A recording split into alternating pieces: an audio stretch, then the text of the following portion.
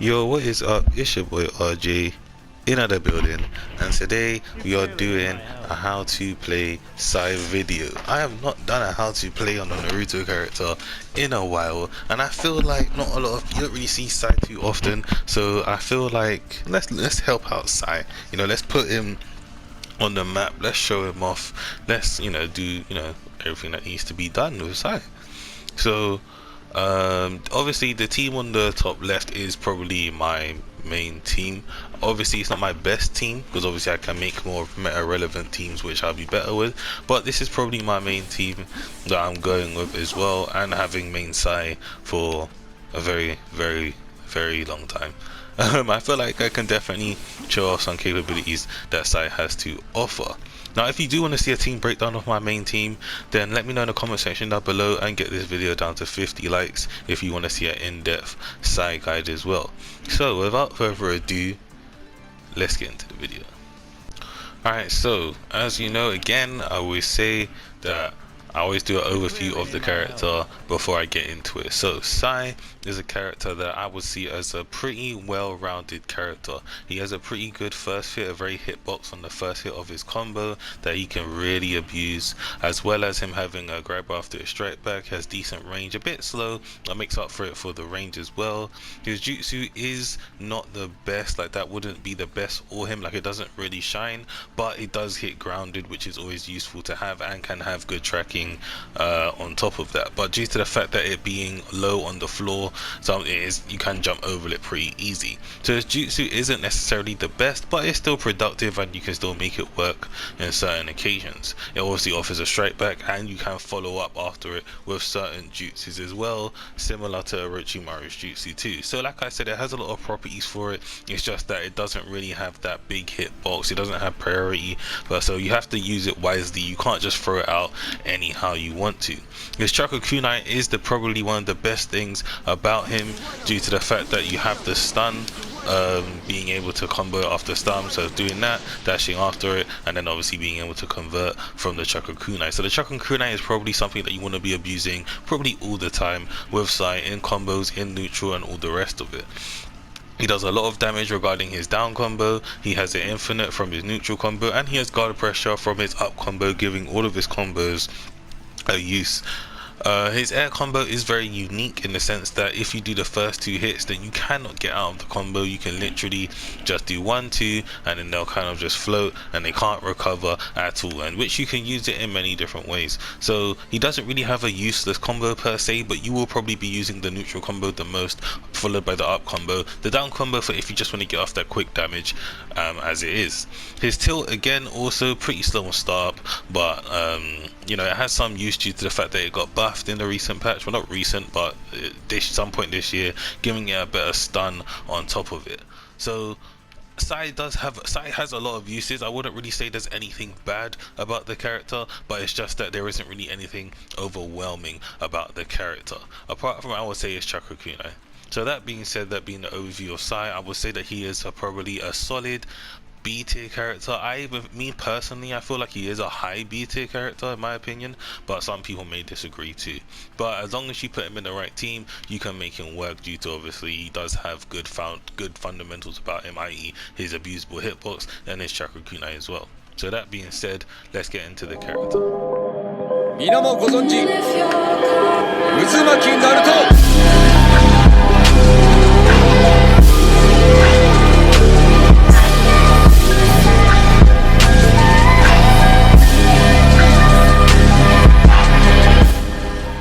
So let's start off with his combos. As I said, he has a very abusable first hit. His first hit has a lot of height on it, has a lot of, well, it does have a lot of range on it, to be honest. Like, it's not the most impactful when it comes to range, but it's just a priority. There's a lot of active frames on this first kick. Basically, a lot of active frames, a pretty big hitbox, pretty high hitting hitbox as well, so good against people jumping on top of that. So you really kind of abuse this his mash as well, basically. So you really want to abuse that mash, because he does have priority that a lot of people know. I've even outmashed the last Sasuke's, I've outmashed Naruto's with this hit as well. Obviously they've outmashed me as well, but the fact that he's able to even outmash, like, he could, like, that's already good within it is as well. So Let's talk about his down combo because there's not really much to talk about it. The most you'll probably be using it for is probably his damage basically. So his down combo probably does the most damage quickly. Bam, hits straight to the floor, and they're not in a position that they really want to be in. I think you can hit a tag after it as well to then go into any form of mix and setup because they are on the floor. So what I like to do, for example, if I leave them on the floor, I'll kind of do a jutsu and then I'll layer it with something, whatever it may be. So that's tend to what I do. That's not really much else to talk about when it comes to size down combo. You basically mainly use it for quick damage on top of that. So now we go on to his neutral combo. His neutral combo is probably the main combo you're going to use for if you catch someone, mainly because of this infinite right here. Now if you can hollow step, then by all means do so. But in terms of comboing, you're mainly going to be using your neutral combo and your air combo, which I will talk about with his air combo right now before I get to his up combo now that I've introduced it. So his neutral combo, like I said, has an infinite right here, gives you options to do jutsus or the rest of it, but then you have his air combo which you can do at any point in time. Now you're mainly going to use it on his 2 hits. This is what you're mainly going for.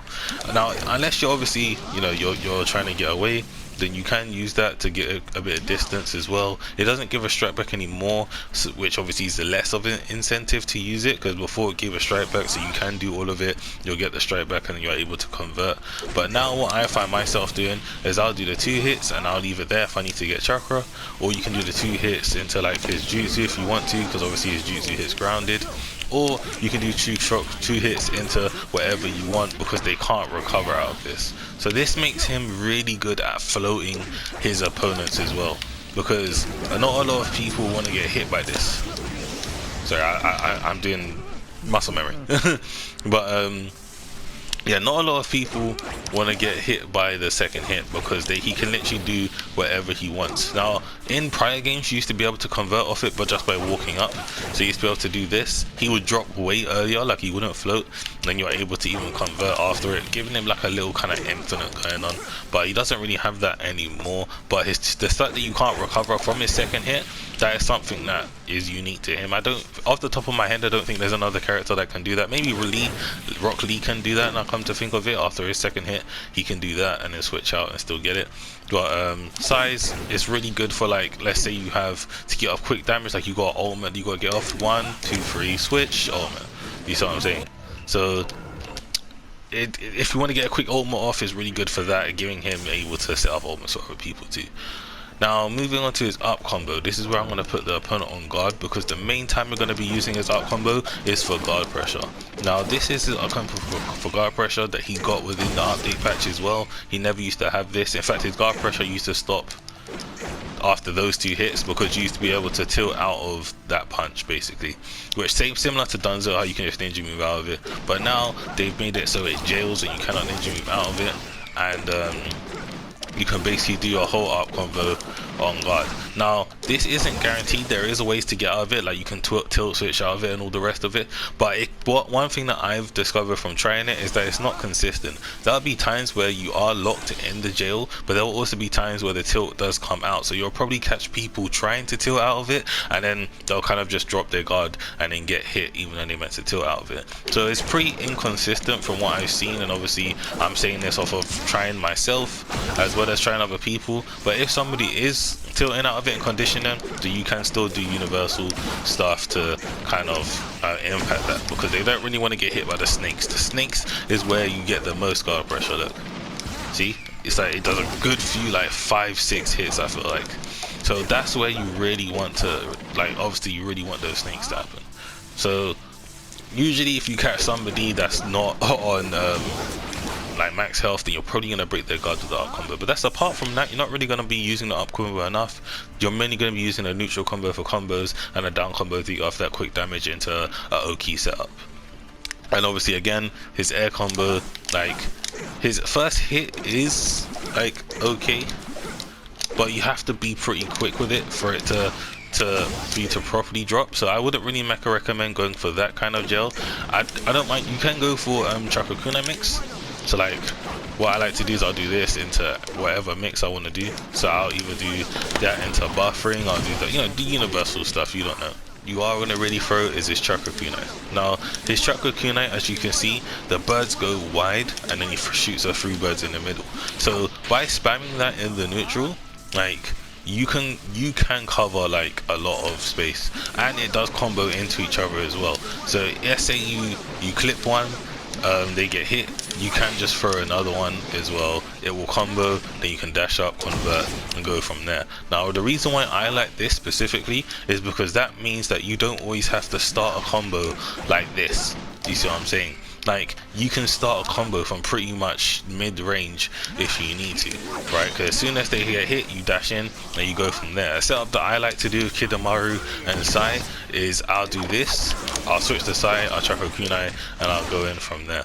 So that's what I mean regarding with Sai and his chakra kunai. If you do clip them and you get that stun, then you're able to convert as well. You can do this in combos as well, which obviously gives you a bit of extra stun, bit of extra damage, but you're mainly going to be spamming these mainly for the stun as well as the range, because similar to Minato's kunai, you have those 2 birds coming outside and then going in, which is similar to Minato's kunai as well. So the same way that you would abuse Minato's kunai in that retrospect is the same way that you would abuse Sai. It's just that Sai's kunai is slower when it comes to moving towards the opponent than Minato's kunai. So again, as a recap for that, you want to basically be spamming Sai's chakra kunai for the range and the stun, as well as the kind of ground it covers when it curls out and tracks back in. There's more tracking than you think if you use it right, especially with a good cover fire as well. Some people might want to move, they might get clipped or block the cover fire, and then they got to deal with the crows or birds or whatever kind of animal this man makes coming in at you straight after, which might not give them enough time, and then they get hit by it. So why I like putting him with a cover fire personally, but obviously him being a cover fire himself, people might not want 2 cover fires in the team, but me personally, I'm fine with it. Don't bother me. So now on his tilt, again, his tilt is something that I don't find myself using all the time, because the the hitbox, like, even though like I don't know what to call these things, ink dogs, we're gonna call them ink dogs. Why not? So the dog, when the dogs come out, like, it doesn't really come out straight away. Like, it comes out kind of weird, and it's a bit slow as well, because he kneels down and then writes and then proper goes for it.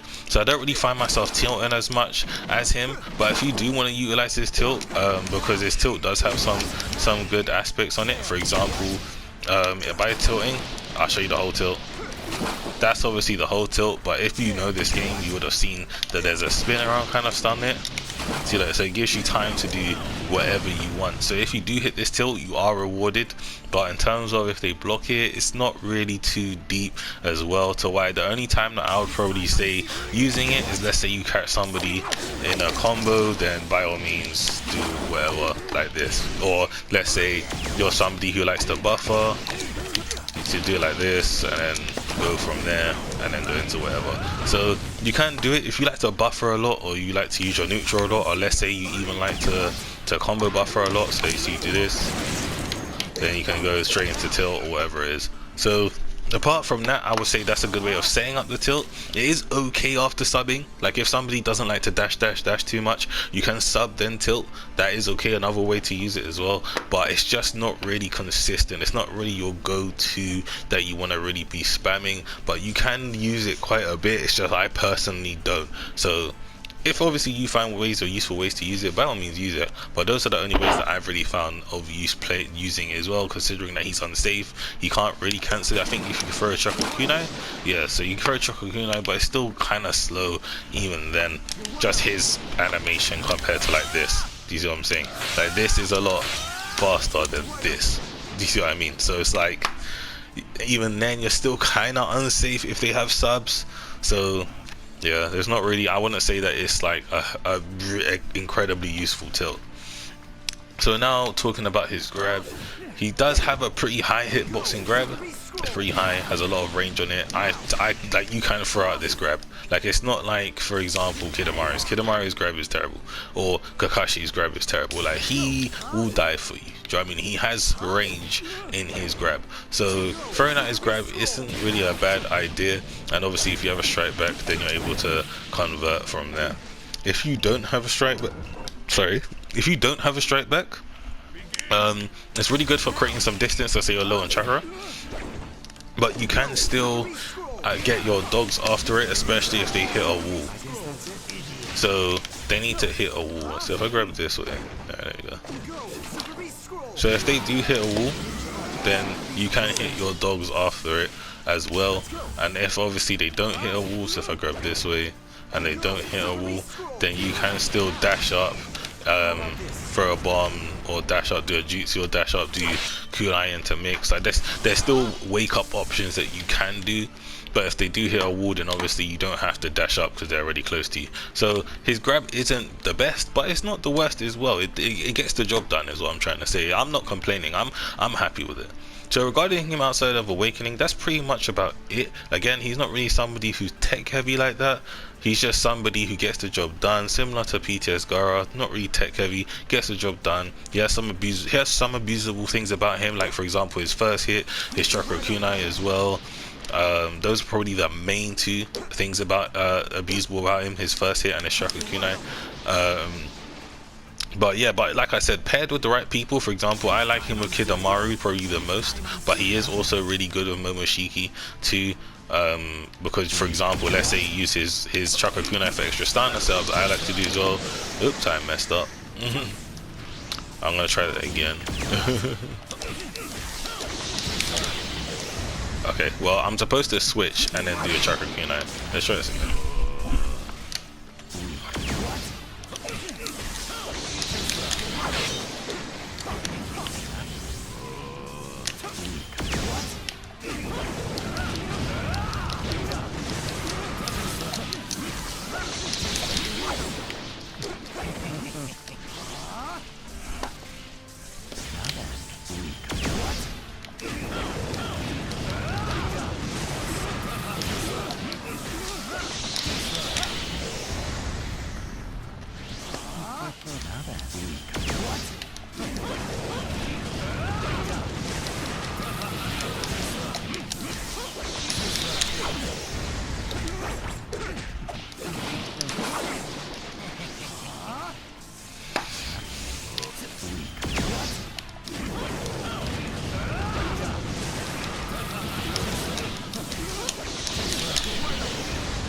Yeah, so you see how like I hit the jutsu because I jutsu switched into chakra shuriken, it gave the stun enough time for the jutsu to hit, and then obviously Momoshiki's is a whole thing where you can't jump out of it again.